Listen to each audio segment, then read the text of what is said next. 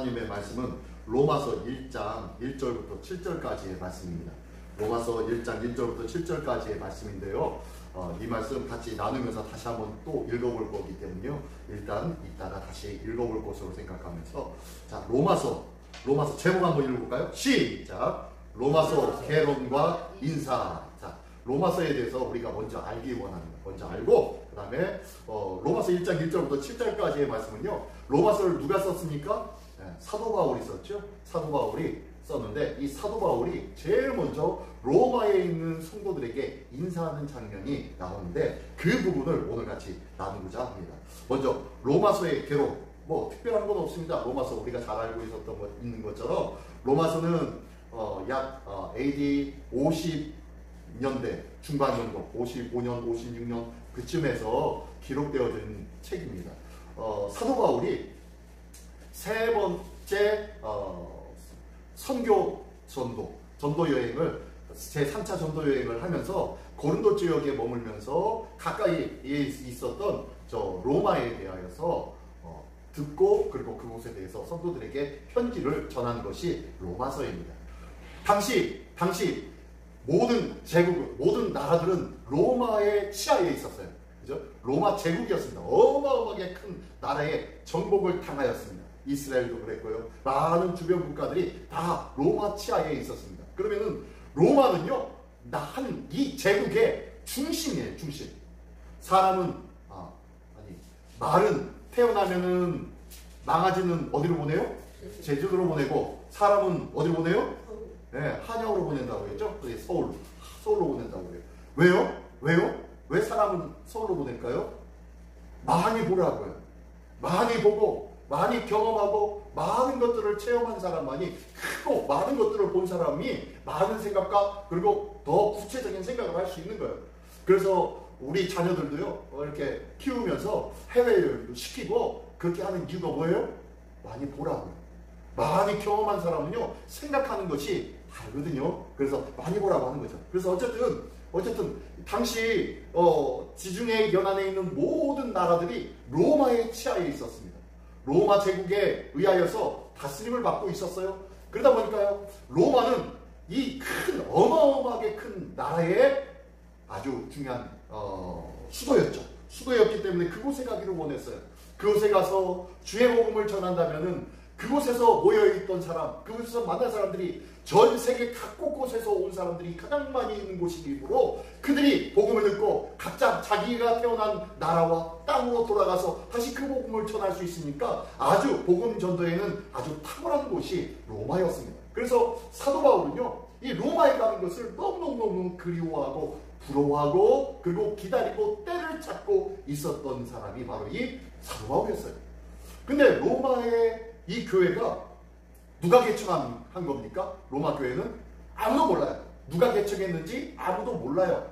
그래서 이 로마 교회는 누가 개척했느냐? 바로 예수 전하고 각 곳곳에서 주의 복음으로 말미암아 하나님의 복음으로 체험받은 사람들이 다니다 로마에 머물다가 로마에서도 당신도 예수 알아요? 당신도 예수 알아요? 그리고 어디요? 저기 예루살렘에서는 핍박이 있었죠. 믿는 사람이 핍박이 있어서 모든 믿는 사람이 마치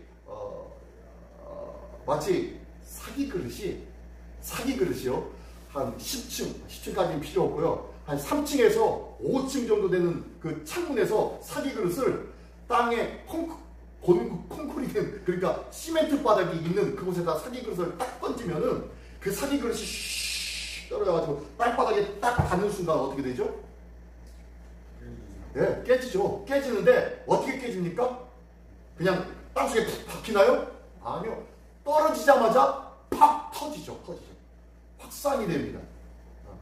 이게 바로 폭발인데요. 익스플로라고 하는데요. 이 폭발이라고 합니다. 이게 폭발인데, 이 마치 예루살렘에 있었던 성도들이 핍박에 의하여서 팍 퍼졌는데 어떻게요? 폭발한 것처럼 전국 각지로 다 퍼진 거예요. 사방팔방으로 다 퍼진 거예요.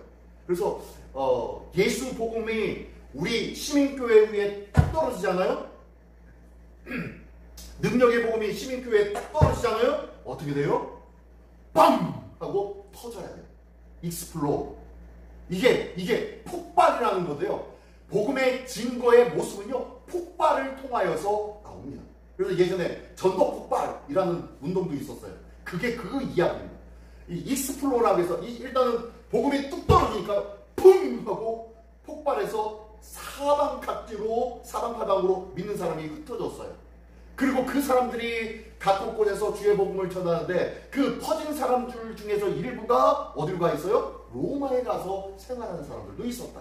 그러다 보니까 그곳에서 너 예수 믿어? 너 예수 믿어? 하면서 예수 믿는 사람들끼리 모여서 결성된 곳이 바로 이 로마 교회예요. 그래서 우리 교단이 예수교 대한 성결교회가 자생교단이라고 해요. 자생교단. 일본에 가가지고 두 목사님이 가서 그곳에서 복음을 듣고 우리나라에 딱 들어와서 그곳에서 어떻게 해요? 복음을 전도하면서 생겨난 그 교단이 성결교단이에요. 그래서 성결교회는 우리 자생교단이라고 얘기 자꾸 하는데 뭐 어떤 사람은 아니다 어쩌다 뭐 그러는데 어쨌든 우리는 자생교단이라고 자꾸 합니다. 어쨌든 그래서 복음이 푹 터져가지고 서울에서 터져서 전국 각지로 흩어진 것처럼 이 로마의 복음이 떨어졌고 그곳에서 믿음의 사람들이 모여가지고 그리고 그곳에서 결성체를 갖췄는데 그게 바로 로마 교회였어요. 근데 로마 교회에 진정으로 하나님의 말씀을 제대로 가르쳐준 사람이 있었다 없었다? 없었던 거예요. 사도들이 그곳까지 가가지고 복음을 전했던 일이 별로 없었어요.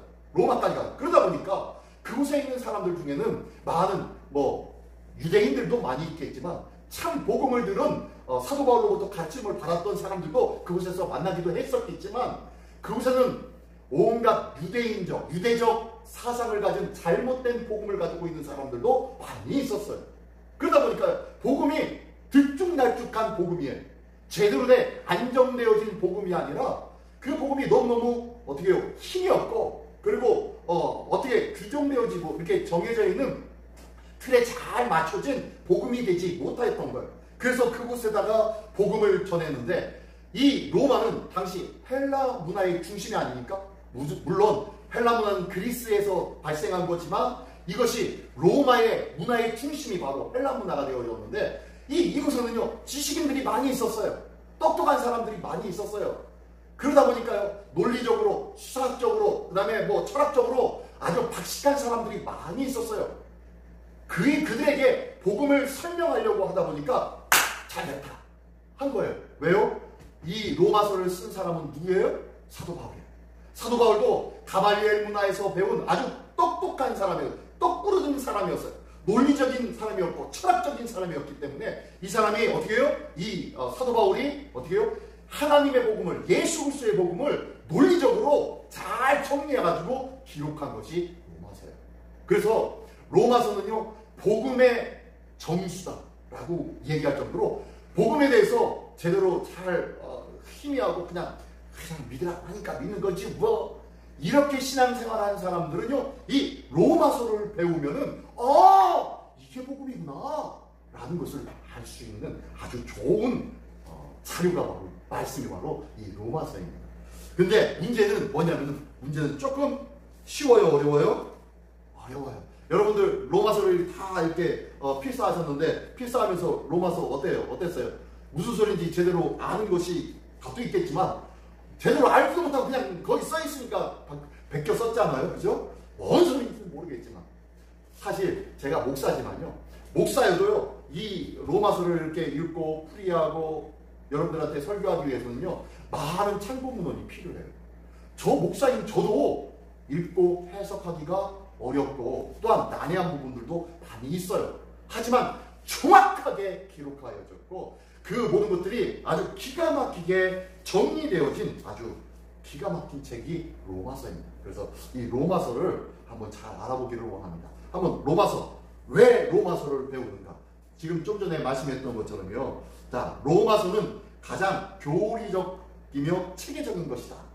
가장 교리적이고 체계적인 것이고요. 또한 수많은 사람의 영혼을 살린 말씀입니다. 왜냐면요, 죽으려고 자살하려고 했던 사람도 어느 날 갑자기 그동안 교회 다니면서 왔다 갔다가 그냥 한두 번 들었던 말씀이 갑자기 문득 생각나가지고 그 말씀 때문에 마음이 바뀌고 위로받고 다시 살아야겠구나 라고 생각을 했는데 나중에 성경을 찾아보니까 어디에 말씀이에요? 로마서에 있는 말씀이에요. 이런 말씀이 많이 있어요. 자, 그리고 수많은 신학자들을 세운 말씀이에요. 많은 신학자들이 신학이 엉망진창으로 갔을 때가 있어요. 종교적으로 퇴폐해지고 폐가 어마어마하게 무너졌던 종교적인 그런 때도 있었습니다. 그때마다 하나님께서는요 신학자들을 세워가지고 그들을 다시 한번 깨우쳐 주셨는데 무엇을 통해서 깨우쳐 주셨냐면 이 로마서를 가지고 깨우쳐 주시고 그걸 바로 알게 해주셨어요. 그리고 그래서 교회를 계획한 거예요. 캐톨릭 구교에서 신교인 개신교로 넘어오게 되어진 이유도 이 로마서가 중심이 되었기 때문입니다. 그 정도로 이 로마서는 아주 강력한 하나님의 말씀이에요. 그리고 이 말씀 때문에 순교를 합니다. 어떻게 순교를 해요? 어떻게 순교? 예전에 제가 신학교 1학년 때 제가 섬기던 교회 목사님이 저한테 그래요. 뭐 이 얘기 저 얘기 하면서 그때는 이제 그 전도사도 아니고 교사였어요. 교사도 그 교회 가지고 열심히 봉사하고 그랬는데 그 목사님이 그러시는 거예요. 장 선생은 하나님께서 선교하라고 하면 할 수 있겠어? 라고 얘기했어요. 그 말을 딱 듣자마자 어디로요? 라고 물어봤어요. 어디로요? 왜냐면요 그때만 해도 뭐 지금도 그렇지만 북한이나 그리고 뭐 아프가니스탄이나 뭐 이런데 굉장히 핍박이 심한데 뭐 파키스탄이나 이런 곳은 순교자가 아직도 나와요.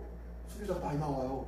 그런 곳이라면 한 번쯤 생각해 보겠습니다 라는 의미로 어디로요? 라고 물어봤어요. 그랬더니 목사님이 웃으면서 하나님이 만약에 북한으로 가라면 어떻게 갈 수 있겠어? 라고 물어보시더라고요. 근데 그때 그 어린 생각에 뭐라고 했냐면 막 그 믿음과 그 성령이 충만해서 예 가겠습니다 해야 될 텐데 그렇게는 못하고 거기 가면 죽는데요. 거기 가면 죽을지도 모르는데요. 글쎄요. 그러면서 이제 머뭇머뭇하니까 왜 대답을 안 했냐? 그러니 만약에 그곳에 갈 때 제가 결혼을 하였으면은 아니 제 부인 저는 그렇다고 치고 제 부인과 제 아이들은 이 아빠가 선교사로 가는 바람에 질질 끌려와가지고 저 때문에 그 사람들까지 다 죽는 거 아닙니까?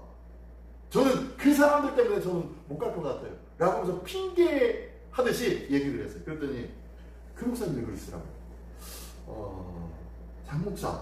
장선생은 헌신이라는 것이 뭐가 헌신이라고 생각해? 라고 하면서 장선생 혼자 헌신하는 것이 헌신이야? 아니면 장선생과 함께한 사람들이 함께 헌신하는 것이 헌신이라고 생각해? 라고 하면서 저한테 물어보는 거예요. 한마디로 너에게 속한 사람, 네가 함께하고 네가 믿음으로 이끌고 있는 그 사람들도 같이 헌신의 자리로 같이 가야 그게 참된 헌신 아니야?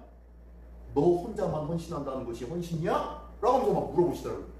그 말을 듣고서 아무 말도 못하고 그냥 씩씩 웃고 말았어요. 근데요 나는 지금 신앙생활하는 걸 왜 신앙생활하는 거야? 그리고 헌신? 왜 헌신을 해? 순교? 왜 순교를 해? 살라고 예수 믿었더니 죽으라고요? 말도 안 되는 소리야. 그죠?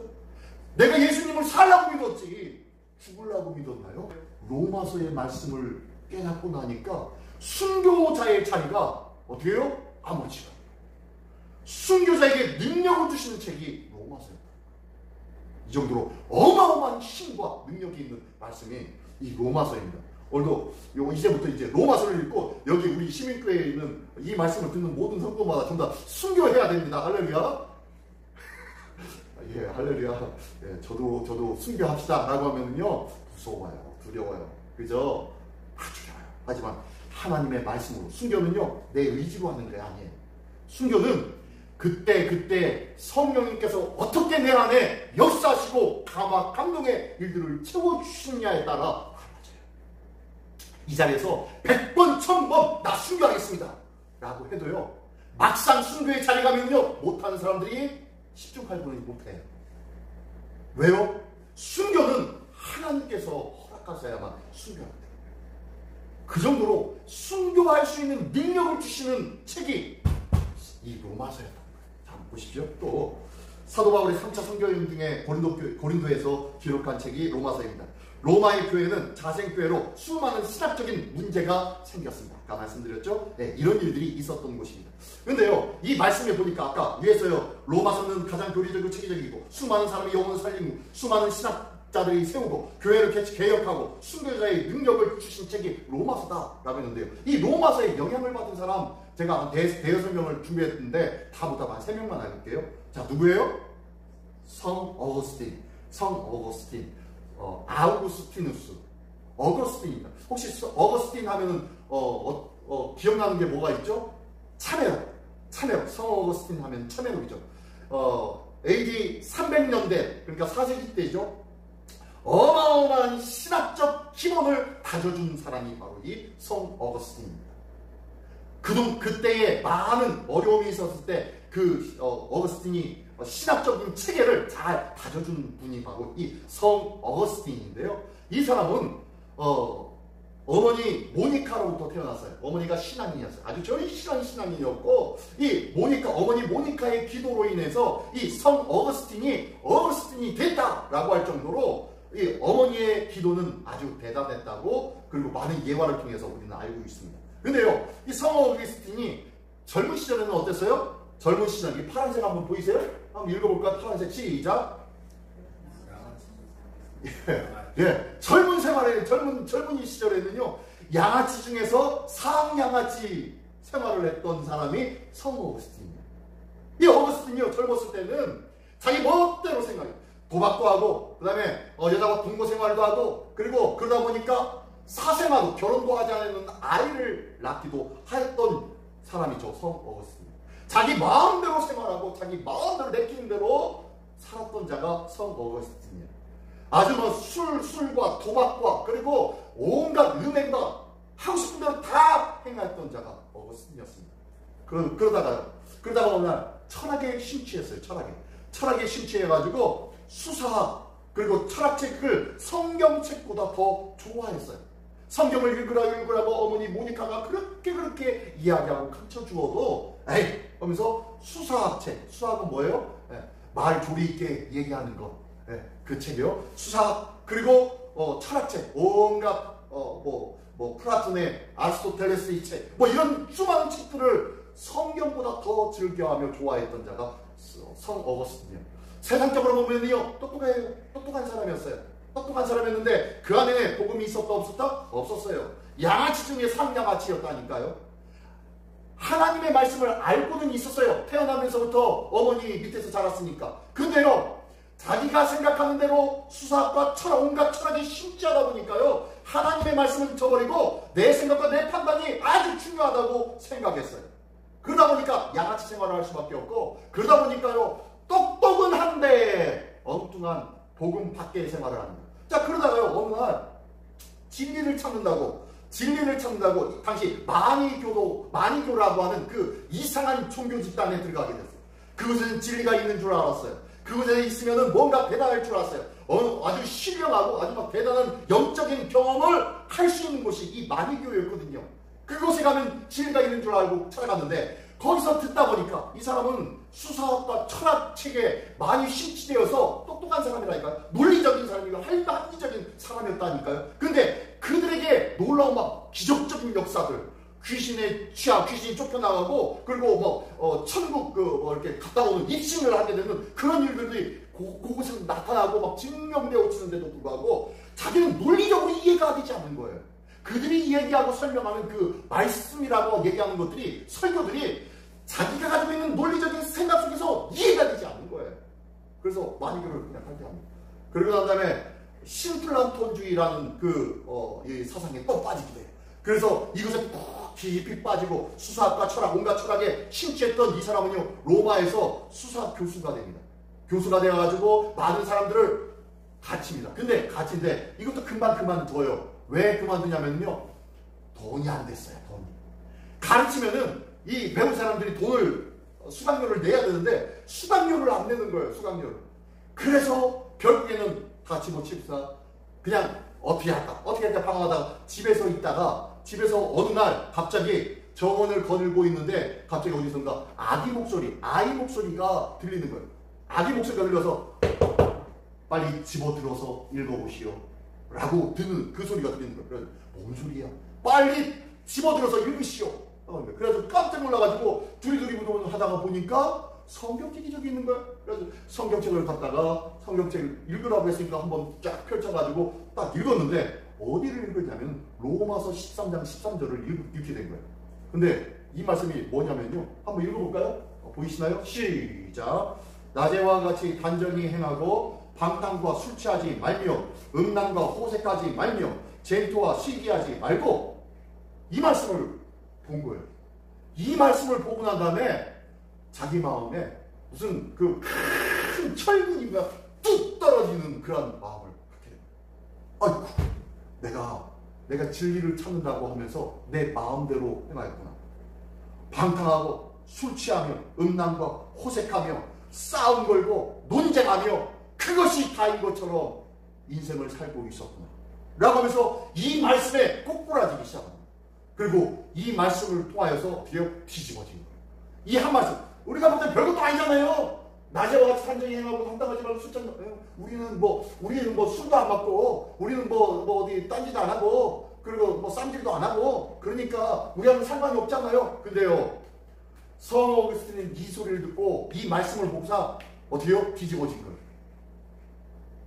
그리고 난 다음에 정말로 성 어거스틴이라 원래는 아우렐리오스 어거스틴이었나요? 네, 근데 성은 뭡니까? 세인트예요, 세인트. 로마 카톨릭에서 붙여준 거예요, 세인트라고. 성인으로 붙여졌기 때문에 성이라고 붙여놓은 거예요. 세인트 어거스틴이에요. 성인으로, 장차 성인으로 그의 삶이 표현하기 시작해요. 그의 사상이 표현하기 시작해요. 그가 정리하고 말씀을 정리하는 것들이 어마어마한 교리적인 신앙의 정립이 되기 시작합니다. 그랬던 자가 바로 이 성 어거스틴이에요. 아무것도 아니에요. 보면요, 어떻게 이 말씀 가지고 표현할까? 이 말씀이 뭐 낮에와 같이 단정히 하고 방탕과 술 취하지만 이 말씀이 인생을 바꾸게 만든 말씀이었다. 자, 이게 또 두 번째는 마틴 루터입니다. 마틴 루터 종교개혁자죠. 종교개혁자. 이 사람은요 16세기 종교개혁가입니다. 이 사람이 죄책감에 꽉 물려 있었어요. 이 수도사였습니다. 수도사였어요. 캐톨릭, 로마 부교 캐톨릭의 수도사였어요. 근데 꽉 죄책감에 물려 있는 이유가 뭐냐면은 지금 캐톨릭에서 행하고 있는 많은 일들이 내가 알고 있는 말씀과 같다 다르다? 다른 거예요. 하나님의 말씀과 다른 거예요. 거기에다가 그 문제의 발단이 뭐가 됐었냐면은 로마 카톨릭의 면죄부를 판매하기 시작합니다. 이 면죄부라는 것은 뭐냐면요, 너희가 이 면죄부라는 것을 교회에서 판매를 하는데 너희가 돈 얼마를 내면 그만큼의 면죄부를 줄 거야.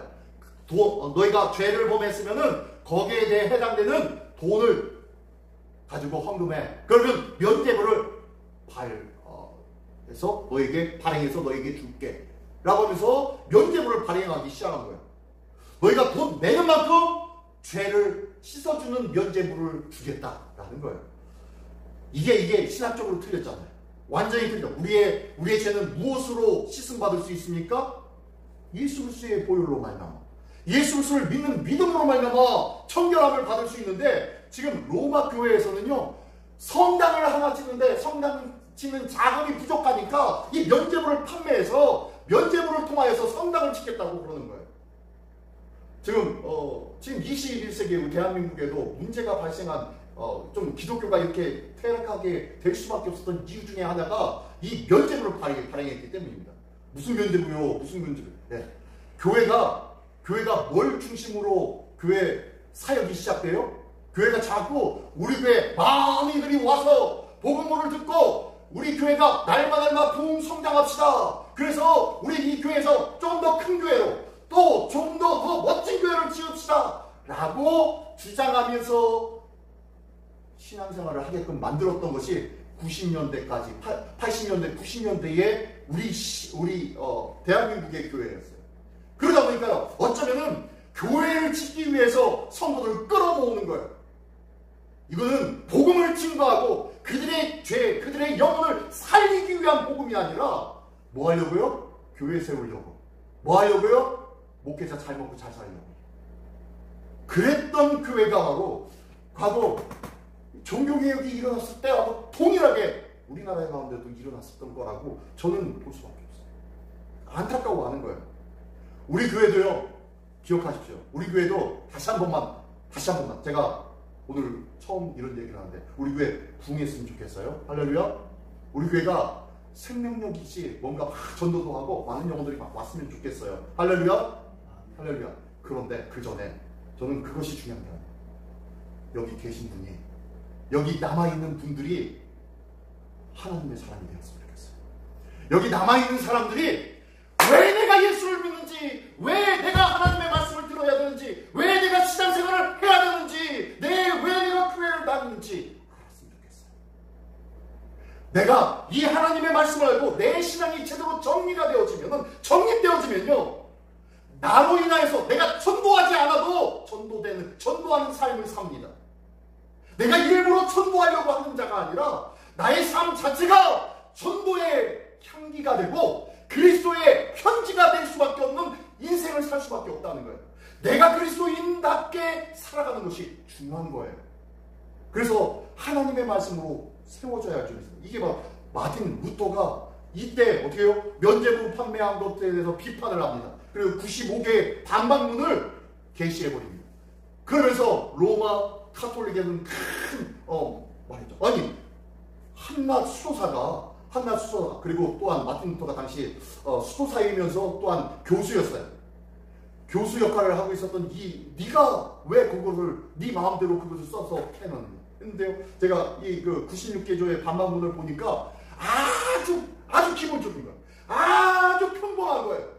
근데 이 평범한 것을 게시해 놨다는 것을 보니까 당시 로마 카톨릭 교회가 얼마나 그 기본되어지는 것도 지키지 않고 있었다는 것 다시 한번 알게 되니까 참 안타까운 거예요. 우리 시민교회 성도님들도요, 남들 하는 신앙을 따라가는 것 중요한 것 같지만요, 그 신앙을 따라가지 마시고 나의 하나님, 나의 인도하심 받는 하나님의 말씀을 통하여서 기도하며 내게 주시는 음성을 통하여서 묵묵히 나가기를 원합니다. 옆에서 가르쳐주고 지도해주고 이끌어주는 사람이 있잖아요. 묻고 같이 함께하면서 해야 되는데 내 생각도 그냥 남들 예수 믿는 데처럼 그냥 살아가면은 그게 예수 믿는 것인 줄 착각하고 있어요. 아니에요. 절대 그렇지 않아요. 주님께서 말세에 믿는 자를 찾겠느냐라고 했던 것이 어쩌면은요, 남들 하는 대로 신앙생활을 해서 그럴지도 몰라요. 하나님은요, 아브라함과 이삭과 야곱의 하나님이에요. 하나님은요, 아브라함과 이삭과 야곱의 통틀어서 그들의 하나님이다 라고 하지 않으셨어요. 각 개인의 하나님이에요. 그러므로 저의 하나님, 저에게 은혜를 주신 그 하나님을 저는 날마다 전합니다. 날마다 제게 주신 하나님의 은혜와 하나님께서 주신 사명의 일들을 여러분들에게 전해주는 거예요. 그러면요, 여러분들은 그것을 목사님을 통해서 듣게 된 하나님은 저런 분이시구나. 아브라함의 하나님은 이런 분이시고, 야곱의 하나님은 이런 분이시고, 이삭의 하나님은 이런 분이시고, 저 목사님의 하나님은 이런 분이시구나. 그러면 나도 오늘 기도하며 말씀을 보며 나에게 역사하신 하나님의 인도하심을 받아야지. 그래서 나의 하나님을 만나는 것이 필요하다는 거예요. 이것을 가르쳐서 우리는 이렇게 얘기하죠. 인격적인 만남. 예수 그리스도와의 인격적인 만남인 거예요. 이런 인격적인 만남이라는 것은요, 나와 예수님과 1대1의 만남인 거예요. 제가 얘기하는 것, 제가 소개하는 예수님이 아니라 제가 소개한 그 예수님을 나의 하나님으로 만나는 거예요. 그게 바로 필요합니다. 자, 마틴 루터가 이 95개조의 반박문을 게시하니까 이 로마 카톨릭에서 뭐라고 하냐면요, 로마 성당 교회 교황이죠. 교회가 아니라 교황 레오 10세로부터 모든 주장이 철회를 요구받았습니다. 그러나 오직 성경의 권위를 앞세워서 그것들을 듣지도 않았던 자가 바로 이 마틴 루터입니다. 그 마틴 루터가 강조하고 있었던 것이 뭐였느냐? 오직 성경, 오직 믿음, 오직 은혜, 그리고 오직 그리스도, 오직 하나님께 영광, 이거였어요. 그래서 우리 세 가지, 첫 번째 뭐예요?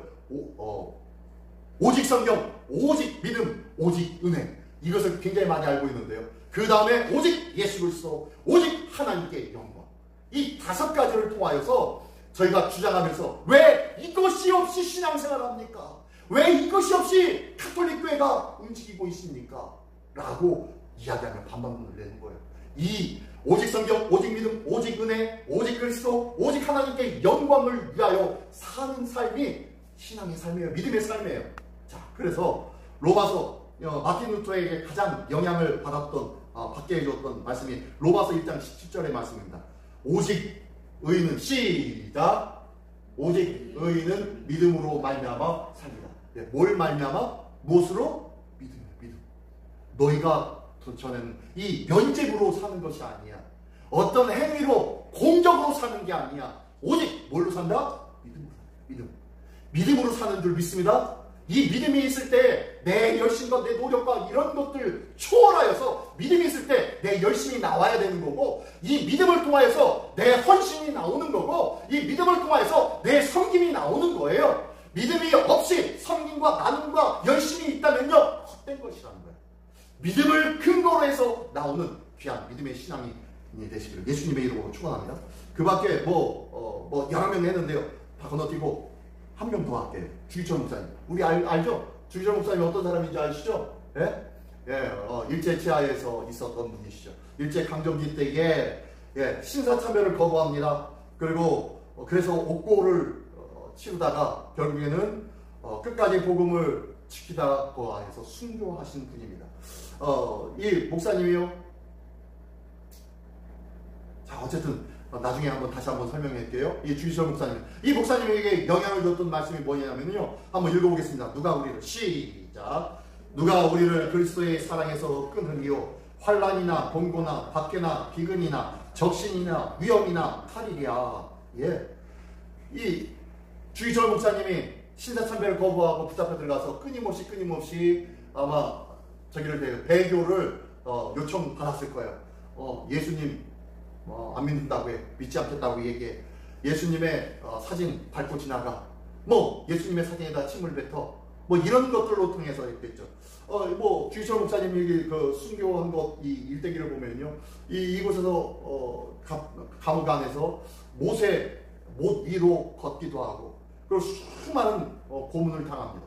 그 고문 속에서도 결단코 그 마음을 변하지 않고, 복음을 지켰던, 믿음을 지켰던 분이 주기철 목사님이고요. 그리고 밖에서 어떻게 해요? 주기철 목사님의 어머님이 그 안에서 너는 순교해라. 그래서 수의를 만들어서 감옥에다가 넣어줬어요. 수의를 넣어줬어요. 그 안에서 너 순교해. 그래서 아주 그 안에서 순교했던 분이 주기철 목사님입니다. 그 목사님이 가지고 있었던 바로 그 신앙에 아주 역동적이었던 그 신앙이 뭐냐면은 누가 우리를 그리스도의 사랑에서 끊으리. 환난이나 공고나 박해나 비근이나 적신이나 위험이나 칼이랴 라는 이 말씀에 감동을 받고 내가 어떠한 위협과 어떠한 고문 속에서 나는 변하지 않는 신앙을 갖겠습니다. 예수님이 나를 위해서 목숨 걸어 모든 것을 다 주셨는데 나도 그쯤이야. 당연히 감당하는 것이 당연한 것 아니겠습니까? 라고 하면 순교를 하겠습니다. 자, 아까 앞에서 얘기했죠. 순교는 아무나 하는 거 아니라고요? 순교는 아무나 하는 거 아닙니다. 근데 이 주기철 목사님에게도 순교할 수 있는 믿음과 그리고 능력을 주신 게 바로 이 말씀, 로마서의 말씀이에요. 이렇게 로마서의 말씀은요, 아주 기가 막힌 말씀들이, 능력의 말씀들이 많이 있는 말씀이 로마서다라고 아시면 될 줄 믿습니다. 할렐루야! 로마서는 아주 대단한 말씀입니다. 자, 한번 읽어볼까요? 서론 시작. 복음으로 시작하다. 서론 복음으로 시작하다인데요. 자, 시간이 없는 관계고, 자, 오늘은 여기까지만 하겠습니다. 왜냐면요, 이제 복음의 말씀으로 들어가려고 하는데 지금 10분 남았어요. 10분 동안 다 할 수가 없기 때문에 이 다음부터는 이제 본문부터는 다음 시간 시작하겠습니다. 자, 다시 한번 오늘 본문의 말씀 다시 한번 되돌아보기를 원합니다. 마틴 루터, 그 다음에 성 어거스틴, 이 로마서는 어떻게 왜 배워요? 가장 교리적이고 체계적이기 때문에 내가 하나님의 말씀을 제대로 알고 복음을 알기 위해서는요, 로마서를 꼭 배워야 합니다. 그리고 수많은 사람을 살린 말씀이 로마서이고, 신학이 세워지고 교회가 개혁되어지고 순교자가 나타날 정도로 강력한 복음이 있는 책이 어떤 책이다? 로마서 어렵지만 능력 있는 책인 줄 믿습니다. 이 능력 있는 책을 이제 다음 주부터 시작하기를 원합니다. 이 능력 있는 책에 기대할 수 있는 후보가 되기를 원합니다. 자, 나같이 한 목소리로 기도하겠습니다. 하나님, 오늘 로마서가 얼마나 강력한 하나님의 말씀인지 잠깐 들었는데 이 말씀이 우리가 다시 한번 읽어보고 묵상하면서 하나님의 뜻과 하나님의 마음을 온전히 깨닫는 우리 모두가 되게 하여 주시옵소서. 하나님의 복음으로 철저하게 무장되어지는 하나님의 사람 되게 하여 주시옵소서. 이렇게 하여 다 같이 한 목소리로 기도하겠습니다. 할렐루야. 하나님 아버지 감사합니다. 거룩하신 하나님의 말씀과 은혜가 우리에게 있게 하여 주시는